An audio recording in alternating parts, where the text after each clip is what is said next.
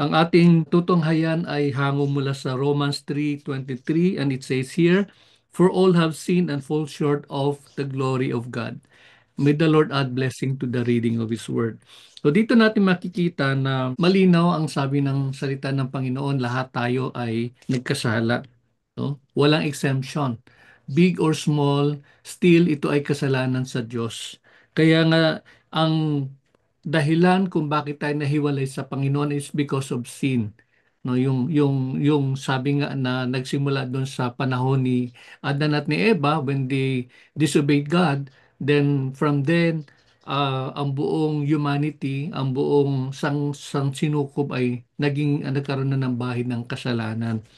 Pero ang maganda po dito, later on we'll find out in our discussion na hindi nagtatapos doon sa kasalanan, no, ang ating buhay, because God has given us a way so we can be free from this sin that could bring us to eternal damnation.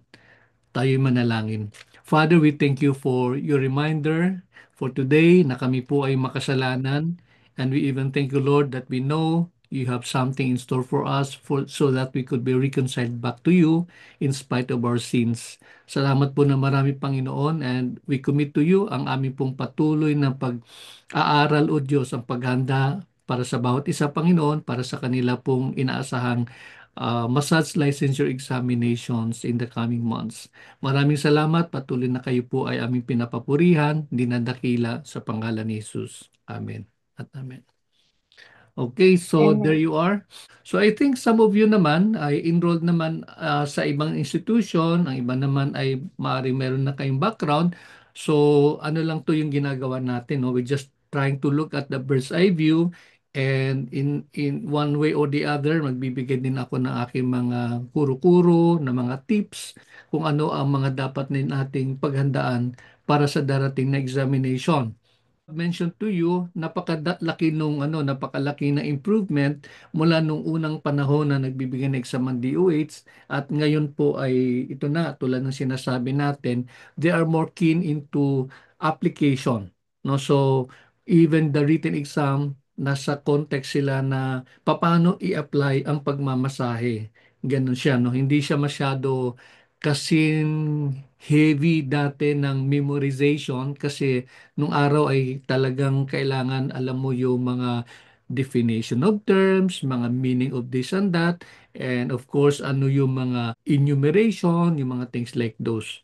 Pero I'm not saying na hindi nyo na kailang aralin, hindi nyo kailang basahin. What I'm saying here is that lahat ng pag-aaral ninyo na gagawin ay iaangkla ninyo doon sa idea na paano natin mai-apply yaon para sa gayon ay maging shoot tayo doon sa anuman ang tanong ng DOH sa inyo pong written examination.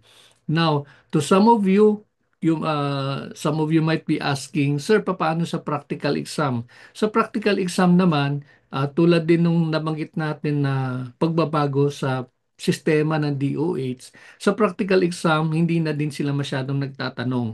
Except lang siguro kung talagang glaring naman na meron silang gustong i-validate from us, then that's the time they ask questions. Pero hindi po sila, sa nakalipas na mga taon, wala akong narinig, no? Wala akong feedback na nakuha o narinig sa mga students na exam sa DOH na pina-enumerate kung ano-ano yung mga bones, ano yung bone dito sa ating arm, no, sa ating lower leg, yung mga ganun. Wala na sila masyadong ganong pagtatanong, no? Ang kanilang concern is how you perform the five basic strokes, and of course yung understanding natin sa three stages of massage, massage proper, and the post massage.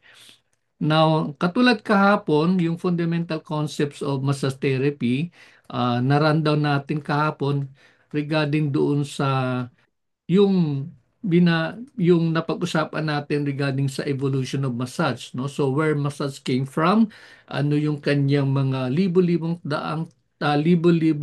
taon ang nakalipas na naging pattern, naging trend, no? Ano yung kanyang ika nga development, ano yung kanyang evolution mula noon hanggang sa kasalukuyan.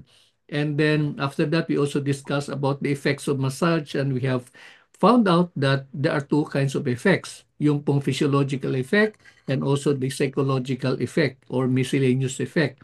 So yun po yung ano po no, no, yun po yung ako personally ay mahalagang alam natin po yun kasi yun pong pinaka-selling pitch natin no when we approach our clients maganda para maganda ma-explain natin kung ano po yung effect, ano po yung benefit ng pagmamasahe. And also, we have discussed about the indications and contraindications. In passing po, napag-aralan natin na pag sinabi nating indicated o kailan indicated ang massage, ibig sabihin po nun, ito yung mga instances na ang masahe ay kinakailangan bilang isang paraan ng pagbibigay ng ginhawa sa ating mga client. And there are several of those under this list no ng mga indications. And then of course napag-aralan din natin yung contraindication. Pag sinabi natin contraindication, ano naman yung mga instances, ano naman yung mga situation, ano naman yung mga conditions na hindi minumungkahi ng DOH ang paggamit ng masahe as a means to address certain conditions. So, yun po yung mahalaga na maunawaan po natin when is massage indicated and when is massage contraindicated. Now, under sa discussion naman ng contraindications, mayroon po tayong dalawang uri ng contraindication.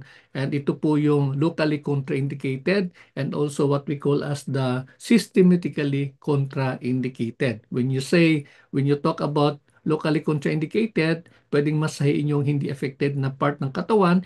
And when you say also systematically contraindicated, and that normally is under the mga medical na mga conditions, ito po yung ibig sabihin po noon ay totally po hindi inaalaw, totally po hindi ini-encourage ang pagmamasahe unless mayroon pong clearance coming from a physician. Okay, so yun po yung kabuuan ng ating pong indications at contraindications. Ang panghuling topic under sa fundamental concepts of massage therapy is ano naman yung paglilinaw no ng DOH ang pagkakaiba ng wellness massage as against doon sa therapeutic massage. No? So, yun po dinefine lang ng DOH na when you talk about wellness, it has something to do with more on relaxation. And then when you talk about the therapeutic massage, it has something to do with yung addressing the physical need, no, concern ng ating pong mga client. Okay, mahalaga malaman natin as we go along sa ating sa ating practice ng pagmamasahe, then we should be clear about kung ano ang ating magiging linya, no? Kung ano yung ating maging tracking when it comes to the industry ng pagmamasahe. Are we aligned doon sa wellness massage or are we aligned doon sa therapeutic massage? Okay, so some of us are keen into more into the wellness or relaxation massage and the others are keen into doing more or feeling nila is mas magaling sila pagdating doon sa mga hilot-hilot, no, yung mga tinatawag natin na therapeutic massage. Okay, so there you are. We are now about to proceed sa next na pag-uusapan natin. This is about the pangalawang module, no? Sa ating training, ang tawag natin ito yung mga subject natin na pangalawa. But uh, in our regular training sa Hausa, hindi natin sinunod yung naka-outline sa manual natin no kasi po siningit po natin yung practice of yung application of massage no kasi po for practical purposes mahalagang mapag-aralan yun para bago magtapos ang training meron na kayong kaalaman at makapaghanda ng inyong required na video kasi tayo po ay nasa online platform at wala po tayo sa face-to-face na platform. Practice of massage therapy, no? Ibig sabihin po noon ay ito namin patungkol doon sa ano ba yung mga iba't ibang mga nabanggit natin kahapon, no? Iba't ibang mga patakaran, iba't ibang mga pamantayan when it comes to the practice of massage. And in here we can see patungkol sa ethics and professionalism, no? Actually, nung unang mga version ng manual ng DOH, hindi po ito kasama. Hindi po ito talaga binigyan ng emphasis pero since nagkakaroon ng consensus among the training institutions, napag-usapan namin na mahalaga na bigyan natin ng very clear na understanding yung mga mag-aaral regarding dun sa kahalagahan ng pagkakaroon o ng observation ng ethics no ng pagiging professional pagdating sa pagmamasahe. At ayun po dito makikita po natin ano ang pagkakaiba, ano po ang definition ng pagkakaroon po o kaunawaan po patungkol sa ethics, no? Ang ibig sabihin po ng ethics ay ito ay may kinalaman doon sa pamantayan sa buhay bilang isang massage therapist. At alam naman po natin na sa kasalukuyan po, I do not know if you agree with me, but there is a very, very thin line, no? Very, very thin line, manipis po na difference doon sa talagang gumagawa ng tamang pagmamasahe and those among some of us, no, hindi naman lahat, but very few of us na ginagamit lang, no, na parang ika nga ng iba, front, no, front for something else na hindi walang kinalaman directly sa pagmamasahe. And it's a very sad thing, no, kasi nagkakaroon ng hindi magandang kulay, na hindi nagkakaroon ng hindi magandang impresyon yung ating mga kliyente, no, yung general public when it comes to the massage, the practice of massage. Kaya yan dito kung talagang titingnan natin sa manual, talagang hinimay-himay, no, pinag-uusapan ng maigi, nililinaw ng DOH kung ano ang ethics as against doon sa, well, of course kasama doon ang professionalism. Okay, so it's a long discussion on that, but like what we said, tayo ay ano lang tayo na nagkagumagawa lang tayo ng survey regarding sa mga bagay na ito. Now, ang isa sa mga mahalagang bagay na mapapansin natin dito ngayon ay yung pagkaroon ng Massage Code of Ethics, no? Ano po yung Massage Code of Ethics? Ito po yung tulad ng sinasabi natin, ito na po yung fusion ng ethics tsaka ng professionalism. Ito po yung kuda, no? Ito po yung pamantayan ng lahat-lahat na patungkol sa paggawa natin bilang o pagkilos natin sa industriya ng pagmamasahe. And ang mga element ng ating pong Massage Code of Ethics na ito po ay nilabas ng Kagawaran ng Pangkalusugan ay una sa lahat yung ating tungkulin towards the client. Ano po yung ating pong obligasyon sa ating client. So dito po pinag-usapan po ang dapat nating bigyan ng pansin. Halimbawa, sabi nga po dito, massage therapist must prioritize the well-being and best interest of their clients. Okay? Providing professional care with dedication and integrity. No? So ito po ay pagbibigay linaw po na ang ating tungkulin above all else is towards our client. Ibig sabihin po nun, we are expected to deliver, give the best massage procedure, and of course, kibat na rin po doon yung ating pagrerespeto ng kanilang privacy, no? Yung kanilang mga pagsiset ng mga boundaries. No, bilang mga massage therapist, mahalaga po na nagsiset tayo ng boundaries. Personally po, ako'y nalulungkot minsan kasi, di ba, katulad po ng iba sa atin, tayo din po, mahilig po magpamasahe. Nakakalungkot kasi minsan, instead na proteksyonan, no, magki-create ng boundary yung massage therapist, minsan yung massage therapist na mismo nag-o-open ng Pandora's box, no. Pag sinabing Pandora's box is binubuksan niya na yung kanyang sarili sa kung ano-ano mga bagay, at kung minsan ay hindi natin, ako tingin ko minsan ay leading towards something else yung mga sinasabi na massage therapist. So nagkakaroon ng hindi magandang ano ngayon, no, effect doon sa client. Okay? Kasi po kapag halimbawa nagkukwento na yung therapist tungkol sa kanyang buhay pamilya, yung doon sa tungkol sa kanyang asawa, doon sa kanyang mga kung ano-anong bagay sa buhay niya, nagbubukas siya ng pintuan. Kaya ayun ang malungkot no, kasi yung mga hindi gumagawa ng ganong bagay apektado din, no? Halimbawa, katulad nung aminin na natin, no, yung kalakaran ng iba, no, may tinatawag sila na extra service. Ngayon, doon sa isang spa, may ginagawa silang ganun mga bagay, and in the other spas naman sa paligid, hindi naman sila gumagawa ng ganun, no? Yun yung tinatawag na clean massage lang, no, ang kanilang ginagawa. Unfortunately, kapag ang mga bagay na yon ay nangyari sa isang spa, malamang sa malamang kumakalat yan sa paligid. And some people will have an impression na negative about us. Kasi sasabihin nila, eh bakit naman sila doon sa kabila, ginagawa nila yan, no? Eh kayo, ba't hindi nyo ginagawa? So things like those. Kaya wag nating kalimutan na ang ating pangunahing tungkulin bilang massage therapist is to deliver utmost service to our clients, and kailangan natin gawin ito with the highest standards ng professional care. And of course, yung ating pong pangalagaan po, yung ating pong later on will find out ating industriya na kinabibilangan. Okay, so that's the first one. The second one is our duty towards the profession. Ito yung nabanggit natin kanina na mahalaga na we perform with all ikang utmost excellence. Ibig sabihin, husay ng ating pagmamasahe. And then we would do our very best para lalong tumaas at gumanda ang ang pagtingin ng client natin, ng general public sa atin bilang nagmamasahe.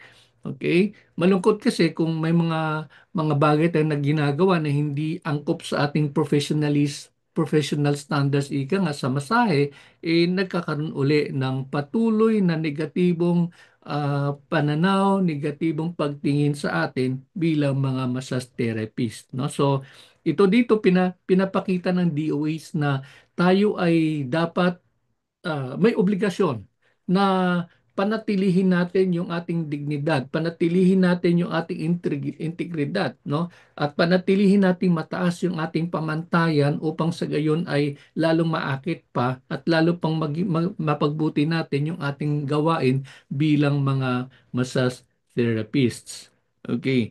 So the next thing that we can see here under sa Code of Ethics is yung ating tungkulin towards our co-practitioners. Ano pong sabi po rito? Ang sabi po, we are obligated to promote camaraderie, support, and professional respect among fellow practitioners. Ibig sabihin po nun, huwag tayong mag-indulge doon sa siraan ng ating client. The worst thing that could happen is yung sulutan ng client.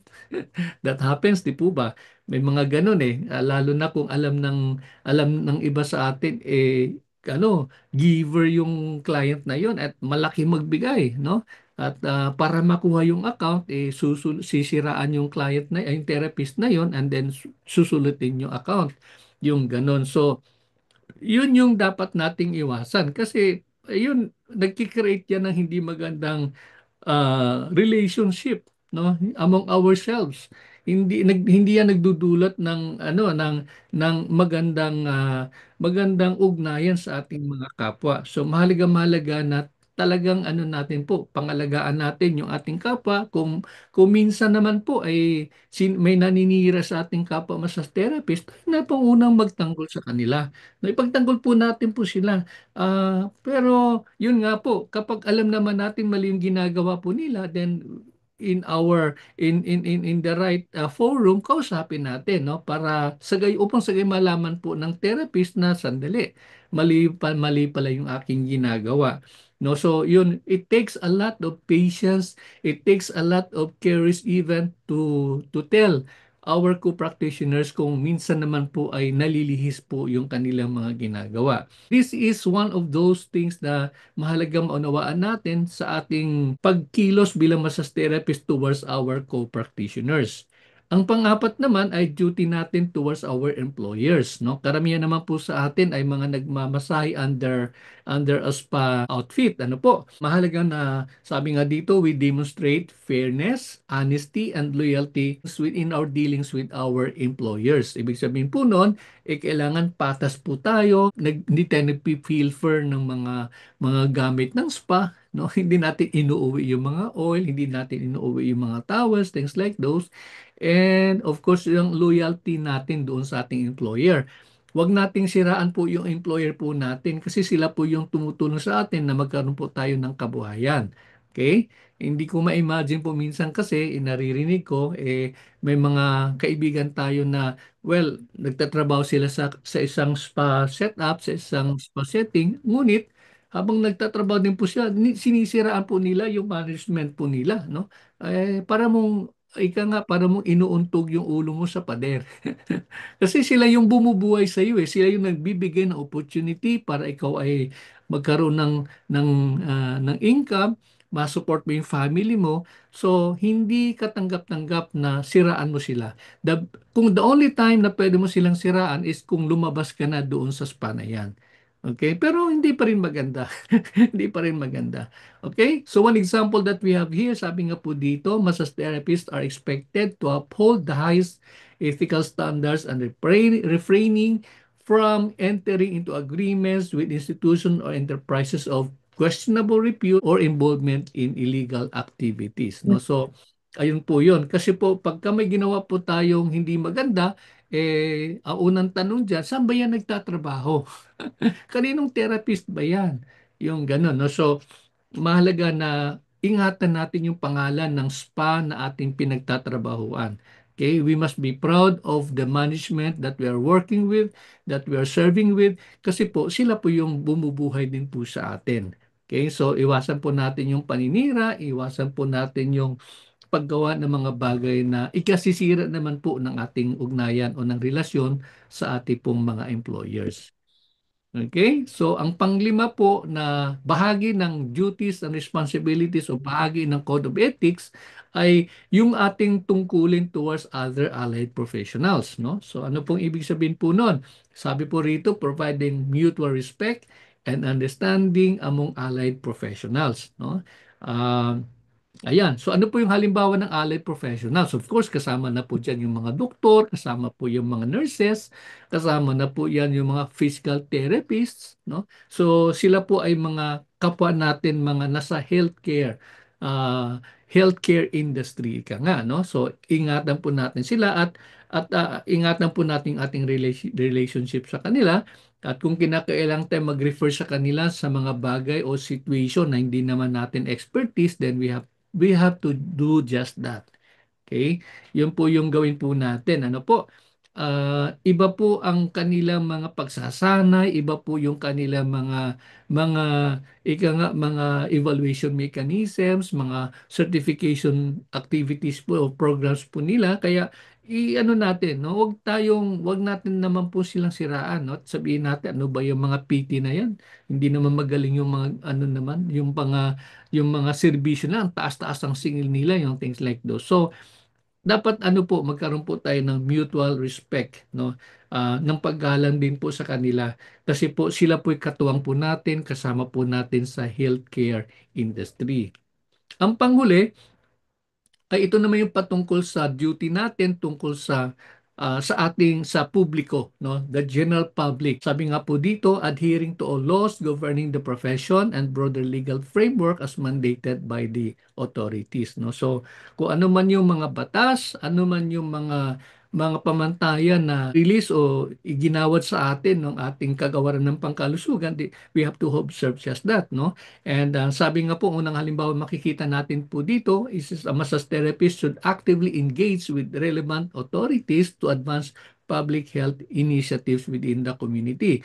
So, ibig sabihin po noon, kapag ang ating pong barangay ay humihingi ng tulong, halimbawa, meron po silang mga services para sa mga senior citizens, no?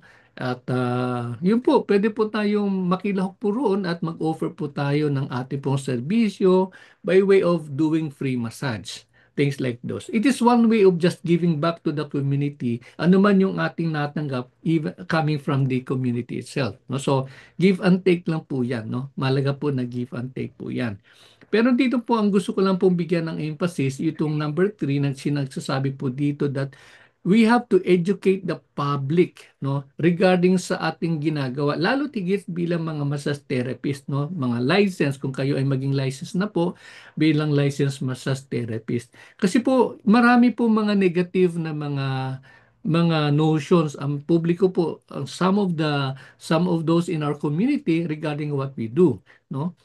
Kaya po mahalaga na educate po natin po sila, tayo po yung magtuturo sa kanila, tayo po magbabahagi sa kanila ano po yung benepisyo po ng masahe na ating pong ginagawa. Pinakauna at huling batas. Batas patungkol po sa pagmamasahe, at kung nyo malala, ang ating pong PD 856 o Presidential Decree 856, ang kanyang kabuang pamagat ay Code on Sanitation of the Philippines. No? So ito po yung koda po ng sanitasyon sa bansa. Makikita po natin sa chapter 13 ay ito po yung na ano po napag-usapan po regarding po doon sa massage clinics and sauna bath establishments. Yun po yung ano po yung pinaka-heading po niya. Tulad po na nabanggit ko na kahapon sa inyo, if you were around, sinabi ko po kahapon na ang konteksto po ng pagbuo ng chapter 13 ng PD 856 is, I'm sorry to say, is about because at that time na binubuo ito sometime in the 1970s, no? 1975 to be exact, na kung saan ay pinirman po ng dating Pangulong Ferdinand Marcos yung ano na to, yung Code of on Sanitation na to, na kung saan ay ang Masay at that time, I'm sorry to say, hindi po maganda yung kanyang reputation. Okay? Dito po uso po nung araw yung mga sauna-sauna na yan, and then alam naman natin pag sa sauna bath naman I don't know if you have gone to one like that, no, in wherever you are right now. But in my experience sa Manila, mayroon po tayong mga naging ano po experience po na kung saan ay doon po nakikita po talaga natin, no, kapag ka sauna, bath ang pinag-uusapan, ito po yung ang mga massage therapist ay sumasama sa client doon sa cubicle na kung saan ay pinapaliguan po yung mga client, no? Sila po yung nagsasabon, yung things like that. At naturalmente, basa din po yung massage therapist, no? Actually, ang tawag nila dyan, massage attendant o sauna bath attendant. Pero sila din po, for one way or in one way or the other, sila din po yung nagmamasahe. So yun po yung sinasabi po natin na yung ganong klaseng activity is most likely napupunta sa hindi maganda, no? I don't know with you, but yun po lang yung akin naging observation, no? Kasi naghihilura na na yung ganon nandun sa isang cubicle, o minsan isang room po yun, isang ah, tawag niya shower area, things like those. So, sa madalit sabi, yun nga tulad sinabi natin, unlike ngayon, wala na masyadong sauna bath, no? Wala na masyado, kasi number one, it's too expensive to maintain that kind of, uh, of a facility. No, yun po yun, magastos po sa kuryente, magastos po sa tubig, at yun, maraming problema din po.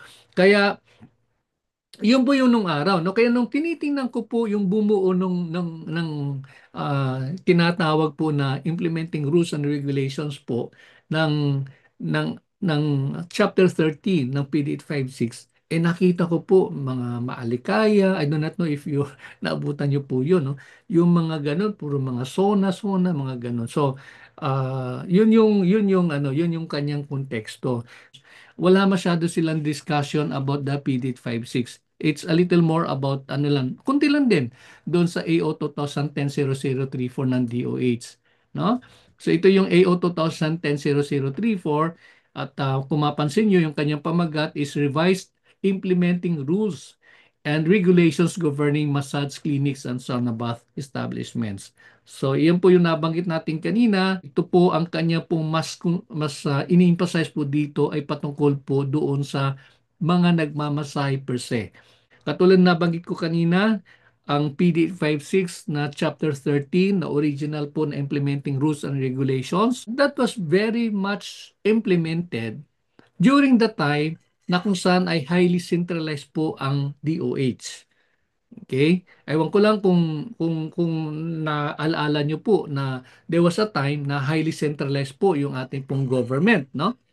Until such time na meron pong batas na pinanukala po si the late Pimentel, no, the late Pimentel, na ang naglabas po siya ng naglabas po siya ng isang local government code na kung saan ay ang ating gobyerno ay from being a centralized government setup naging decentralized. Ibig sabihin, binaba na po sa local government ang mga implementasyon ng iba't ibang mga sangay ng gobyerno natin, katulad po ng kagawaran ng pangkalusugan. So dati po, ulitin ko, highly centralized po ang gobyerno. Lahat po ng mga gawain, activities, implementation comes from the national government, pero po binaba na po yan under the Local Government Code of 1996. Kaya hindi na po siya naging kasing angas, no, if I may use the term, kasing angas nung araw, no.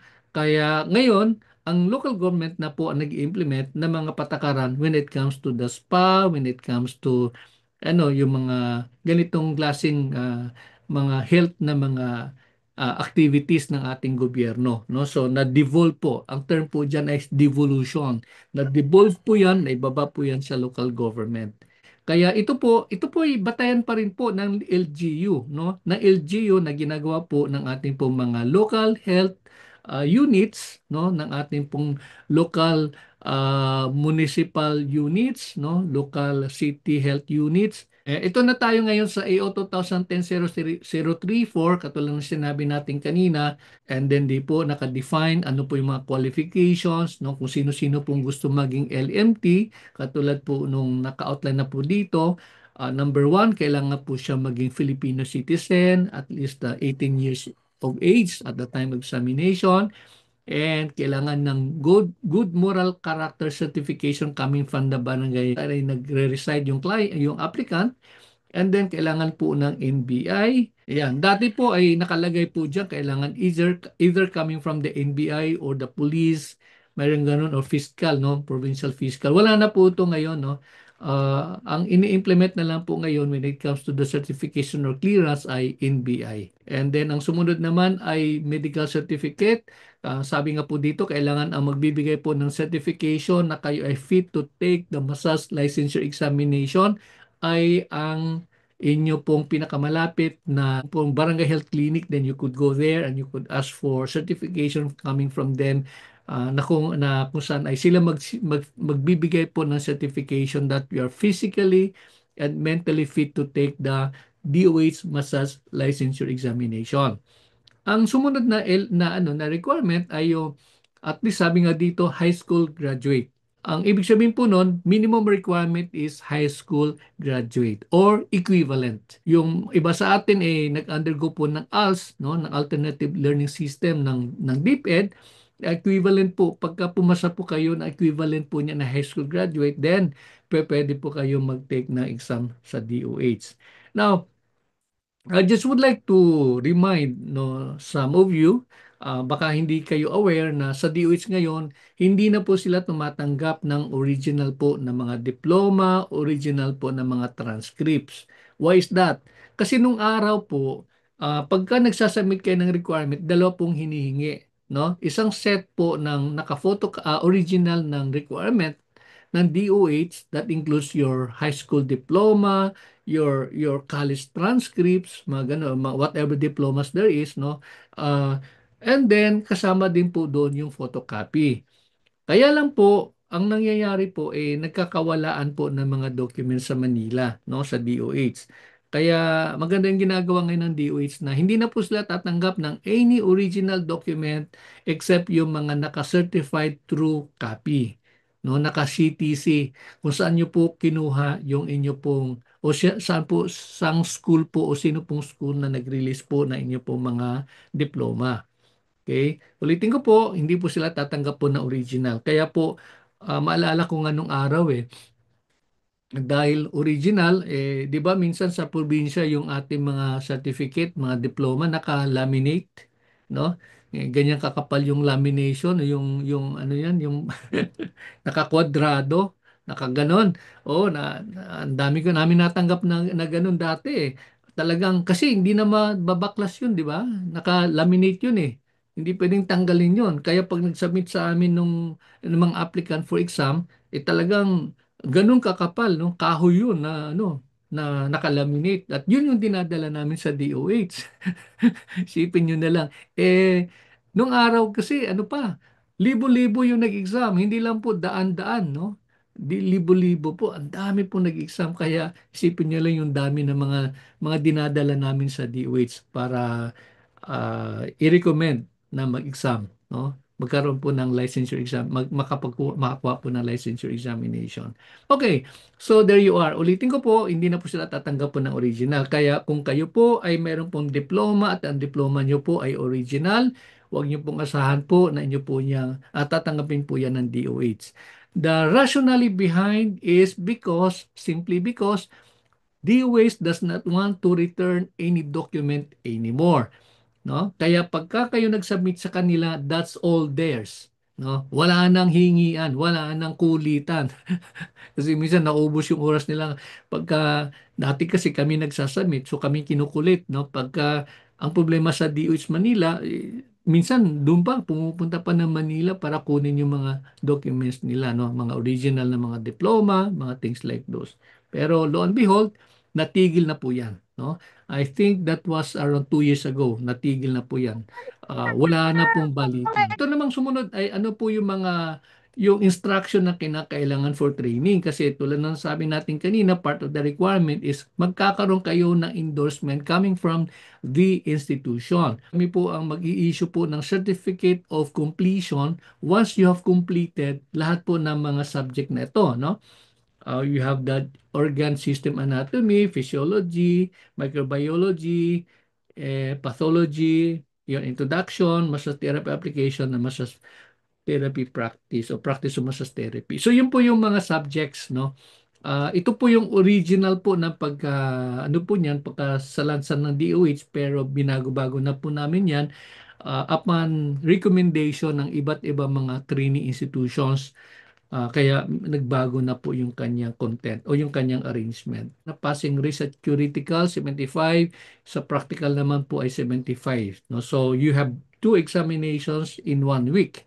Um, to those of you who were not present the other day, nabanggit ko na sa grupo na yung exam nung araw kasi talagang magkalayo yung written tsaka yung practical exam. No? It would sometimes even take months. Ganun din ang mangyari sa o-taking, ang tagal na nangyayari. Pero lo and behold, under sa bagong pamunuan ng ating pong Committee of Examiners for Massage Therapy or ng CEMT, minabuti na po nila na kapag ka nag-set sila ng exam period, kasama na po yung written tsaka practical exam within 1 week. Ayan, kaya mabilisan po sila, no? And then yung result nakukuha agad, no? After a few days lang may result na agad, no? Well, of course yung written 1 day lang or minsan within the day, alam na ng mga estudyante, no? Tsaka doon na malalaman kung sino-sino na po yung kukuha ng oral and practical examination. Some of you might be asking, Sir, paano kung pasado po ng written ngunit bumagsak po ng practical? Alam niyo po ang treatment ng DOH, kapag bumagsak ka po sa practical, that would mean pagbalik mo next time, i-exam mo uli yung written. No? Hindi katulad ng law yata, yung law, di ba? Pagka bumagsak ka sa subject, yung subject na yun na ibinagsak mo, yun yung kailangan mo i-exam uli. Hindi mo na kailangan ipasa lahat. Parang ganon, no? So, iba po sa DOH, kapag ka nag-fail ka well, of course, kung nag-fail ka sa written, talagang hindi ka pwede mag-practical exam. Pero kung pumasa ka sa written exam at bumagsak sa practical exam, ganun din. Babalik ka uli to take both exams. Ayan po. So once na ipasa mo yung dalawang exam ng DOH, then now mai-issuean po kayo ng Certificate of Registration. In effect, ito po yung inyong license. No? Certificate of Registration po ang katawagan po niya ng DOH. Ayan, gusto ko lang po i-emphasize na mayroon po tayong every 3 years, kailangan po mag-renew po kayo ng inyo pong lisensya. Okay, huwag niyo pong kalimutan, mabilis lang po yung 3 years no? After 3 years, ayan, kailangan kayong mag-renew. What if na mismo ng makapag-renew within 2 years, no? So, ibig sabihin nun, nag-fifth year na, panlimang taon. Yun na po yung pinakataning nun, no? Pag lumagpas ka ng panlimang taon na hindi mo na-renew, after 3 years, lumagpas yung 2 years, hindi mo na-renew, ang ibig sabihin po noon, yung lisensya mo ay maging totally invalid. Yun yung dahilan some of you are taking the exam again kasi nakaligtaan na mag-renew, lumagpas ng 5 taon, kaya hindi na po tinatanggap ng DOS for renewal ang inyong license. Ayan po, naka-indicate po dyan sa AO 2010-0034 ano po yung mga requirement for the renewal. No? Pero wag kayong mag-alala, wala na po exam sa renewal. Except lang you have to undergo yung tawag po ng PRC, Professional Regulatory Commission. Ang kanilang ano po is mayroon pong CPD, no, continuing education. Pero sa DOS po ang tawag po nila ay 30 credit units. Yun po yun, one and the same siya po, pero ang katawagan po ng DOH is 30 credit units. No? Yun po i-earn ninyo para po kayo po ay makapag-renew. Ayan, banggitin ko na lang po ang ano po yung mga dahilan kung bakit po pwede pong ma-revoke o ma-suspend yung inyong license. Ayan, no? I do not know if some of you are aware of this, no? Number one, kailangan po kayo po ay hindi po convicted ng any court of competent jurisdiction of any criminal offense involving moral turpitude. Yan. So ano pong ibig sabihin po ng moral turpitude? May kinalaman po sa ating gawain. May tuturing po silang immoral. The next one is insanity, fraud, gross negligence or ignorance or incompetence in the practice of massage, addiction to alcoholic drinks, prohibited drugs, false or unethical advertisement.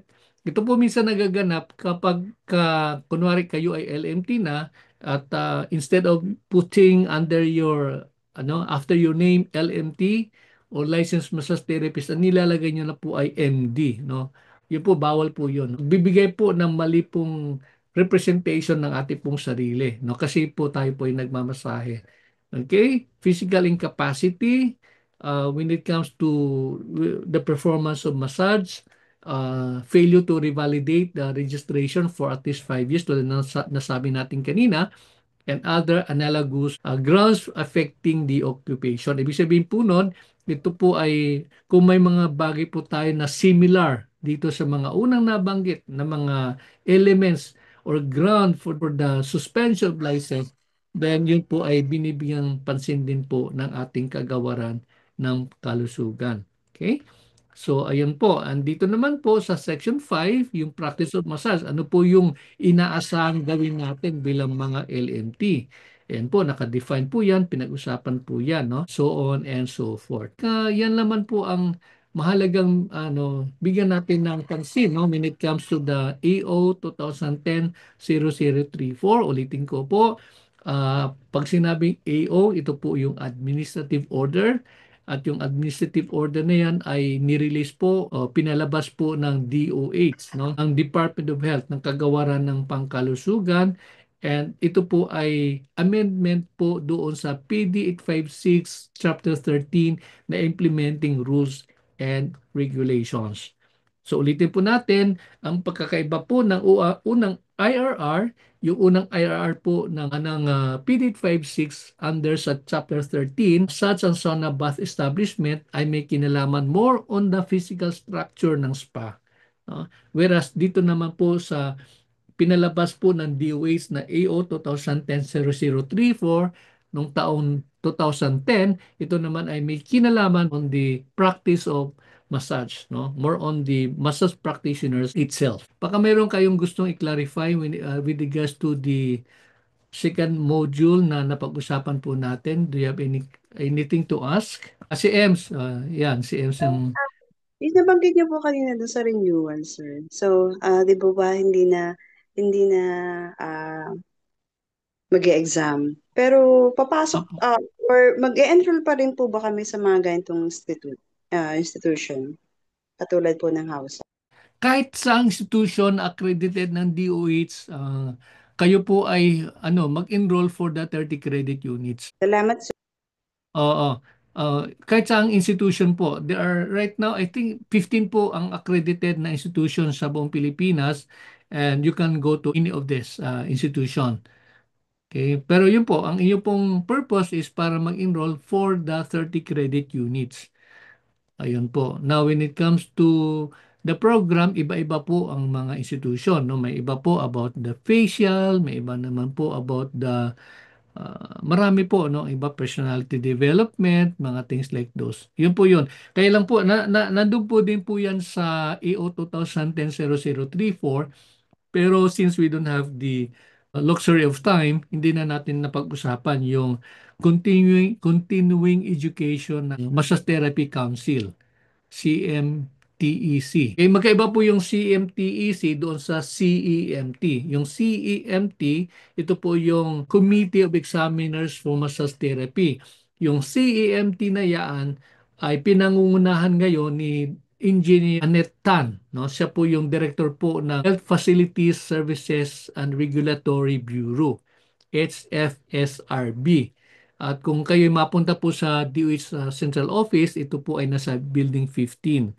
So siya po yung chairman ngayon o chairperson ngayon ng Committee of Examiners for Massage Therapy. Ayan po yun. Okay, salamat din, Ems. Okay, so do you have any one last question before we go? Yes, Clarification sir. po. Ako po. Ganun. Adonis, go So, good ahead. evening po. Good afternoon. Yes Sige po. po, Adonis. Tanong ko lang po about dun sa certification ng Opo, pag-training po yung mga requirements. Po sir, ang opo. training for mga like in situ, mga ganun po. Pwede po kaya pag sa certificate of employment, pwede po pa kayo, mga ganun. Yung in situ, Uh, wala po akong ganun po eh.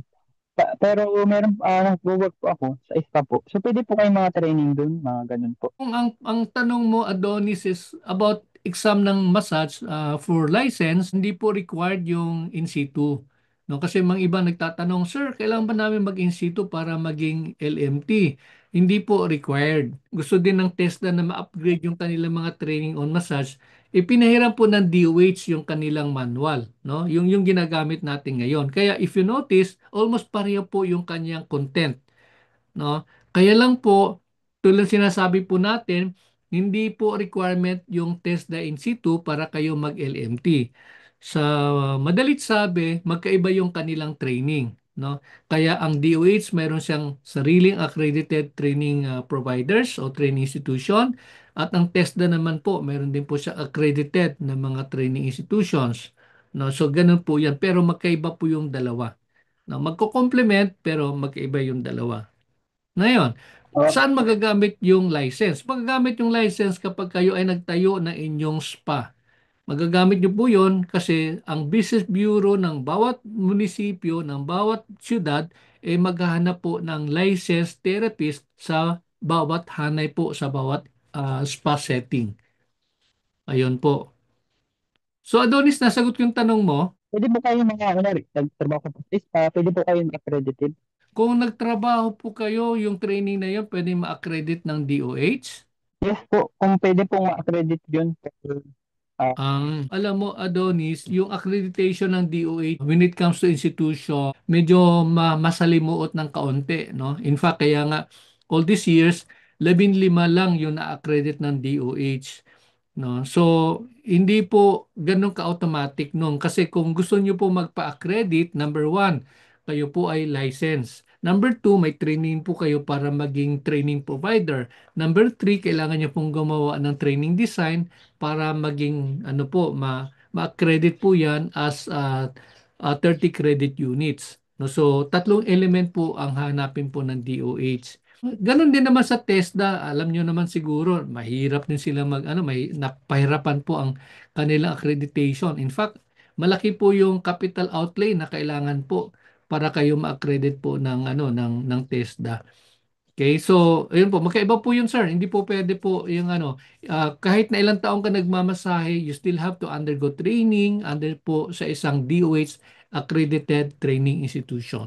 So, ano pong mangyayari sa mga clinic spa or spa massage na in situ lang po yung mga gamit nilang certificate, wala silang license at saka po yung may-ari. Sa totoong buhay, pagka ang binasa mo ay AO 2010-0034, malinaw po doon na nakalagay po, no one is allowed to practice massage as a profession unless he or she possesses a valid certificate of registration. So, kung sundan mo, batayan mo yung AO ng DOH, malinaw yung lahat dapat may license. Okay, pero kasi ang sinusunod ng LGU, yung PD 856. Yung PD 856 Chapter 13 says, in every 50 massage therapist, there should be one license by DOH. Ayan. Kung ang tanong naman ay local government, yung Business Bureau ng local government, maghanap sila ng isang may license. Otherwise, hindi sila magre-renew ng business permit, hindi sila mag-approve ng business permit application. Pagka nalaman ng Business Bureau na walang may license, pinapasara yung spa. Hindi po ma-implement yung AO 2010-0034 kasi hindi po siya batas. Ano lang po, administrative order. Ito po ay direktiba lamang po ng kagawaran ng pangkalusugan. Yan. Sir, last question po si Marilyn. Yes, yes, Marilyn. Opo, itatanong ko po as a spa operator kasi ka-open lang namin beginning this year. So wala Opo. pa akong license massage therapist sa spa namin, which is Opo. ako nga lang po nag-aaral. So just in case po ma-check kami ngayon, tapos wala po nga kami. Pero meron naman akong certificate galing sa inyo na accredited naman sa inyo. So accepted po ba 'yon? Tanging paraan para so hindi kayo maisasara is you show them a certificate of enrollment. Ayan. Um, Oo, na-enroll kayo sa isang accredited ng DOH na institution, no? So, Opo. ganun po 'yon, no? Kung meron Sige kayong po. ganun, safe kayo kasi ang yung reason is, sir, nagte-training pa ho ako para sa DOH exam. 'Yun po 'yun. Sige po. Yes. Sige po. Thank you. Thank you. Wag lang abutin ng 5 taon. Para hindi natin matanggap 'yun. Opo. Obvious na yun. Sige po. Sir, Salamat po. may Yes. questions po ako. Yes, Renette, go ahead. Sir, yung example, yung license, pwede po ba ipagamit sa ibang spa? Ayaw ko mag-comment diyan, Renette, kasi parang PRC, no? Sa PRC kasi bawal ipagamit yung license mo sa iba. Example, sir, kasi yung spa for franchise siya. So, Oh, mayroon siya dito sa Jensen, tapos mag-o-open siya na another branch. Tapos, yun pa rin na license ang gagamitin. pero ang alam ko hindi pwede yan eh. Kasi hindi naman pwede na ikaw ay nasa 5 spa at the same time. Okay, Oo. thank you po. Opo. Kung walang magsusumbong sa Business Bureau, pwede. Pero pagka may mag-report, ma'am, sir, yung spa na to, yung license nila po ay gamit po 5 ano po yan, spa po yan. Delikado po yung delikado po yung spa, delikado po yung therapist din. Okay? Ayaw ko mag-comment po dyan kasi technically po, bawal po talaga yon na yung tinatawag na retainer. Kung maalala ninyo yung issue ng mga pharmacist, di ba? Yung mga pharmacist, may mga kasama tayong pharmacy. Emil yata, pharmacist ka, di ba? Oo, bawal kayo Opo. mag-operate. Sa isang ng extra pharmacy po. Pero ngayon po binigyan ng DOH ng FDA yung mga pharmacies, yung non-prescription outlet po ng mga gamot na pwede silang mag-handle ang pharmacies ng at least 15 branches. Pero yung Ron PD po yun, retail outlet of non-prescription drugs. Pero yung mismong butika po, isang butika lang po. Pero So, kung may isang butika ka na handle na, hindi ka pwedeng mag-Ron PD. Okay. So, ibig sabihin nun, kapag ang license mo na isang butika, hindi pwedeng gamitin ng ibang butika yon. Hindi ka po pwedeng magtrabaho sa ibang butika. O kaya hospital pharmacist ka, tapos nag-open ka pa ng pharmacy mo, hindi po pwede. Ayun, yun yung sinasabi nga nila na hindi pwede i-duplicate mo kasi 'di ba bawat pharmacy mayroong license na nakadikit doon yung license pharmacist. Tama ba 'yon? Opo. Oo. Okay. Pero sa massage kasi hindi sila ganun kahigpit, no? Ewan ko lang, later on maririnig nyo o yung iba pinapa-retainer nila yung license nila. Wala kasing hard and fast rule ang DOH with regards to the license. Batas Ang, po. ang, ang ano lang dyan is ganito lang po yan ang take ko dyan eh. Okay, sige, assuming pwede mo ipa-retainer. Ang tawag kasi ng retainer eh, no? Kunwari, license mo, ipa-retainer mo sa isang spa. Okay. So kung kunwari pina-retainer mo sa 2 spa, yung license mo naka-display sa 2 spa, technically, wala namang batas ang DOH na nagbabawal. Ang problema lang dyan, kung nagloko yung owner ng spa na yan at gumawa ng kalokohan, at ganun din sa kabila, damay ka. Kasi lisensya mo nakabalandra eh. Ayun, yun lang po yung danger po noon. No? Wala pong malinaw na pamantayan ang DOH with regards to retainership ng license para magamit sa ibang spa. Pero pagka nagka-problema po yung spa na yan, ang una nilang hahabulin ay yung lisensya naka-display doon sa spa na yon. Yun lang po yung dapat ninyong aralin, dapat ninyong unawain, at dapat ninyong internalize. Number one, yung code of ethics, dapat you have the mastery of those things. And then number two, familiarization ninyo sa PDH 5.6 chapter 13. Although I'm not saying that you have to read all those things kasi technically hindi na siya applicable sa ating panahon ngayon. Ano po? Except lang po yung AO 2010-0034, this is the amended version na implementing rules and regulations on PD 566 chapter 13. Yan po, doon po kayo mag-aaral na maigi, no? Pero like what we said, ang DOS ngayon ay hindi naman sila sa exam din naman masyado highly objective. So importante lang is ano yung mga concepts na napag-aralan ninyo, alamin nyo kung paano nyo sa i-apply. Yung ganun, no? So it's more on the application side ang DOH exams. Okay? Sige po. So kung wala na pong tanong, maraming salamat. Maraming salamat sa inyong nahon. And we look forward to seeing you again tomorrow sa ating pagpapatuloy ng ating pong discussion or survey regarding doon sa DOH Massage Licensure Examinations. Okay, bye for now. Arigato gozaimasu. God Thank you bless. po. Salamat po. Salamat din Thank po. you. Thank See you you po. tomorrow. Bye. Jamatane. Bye.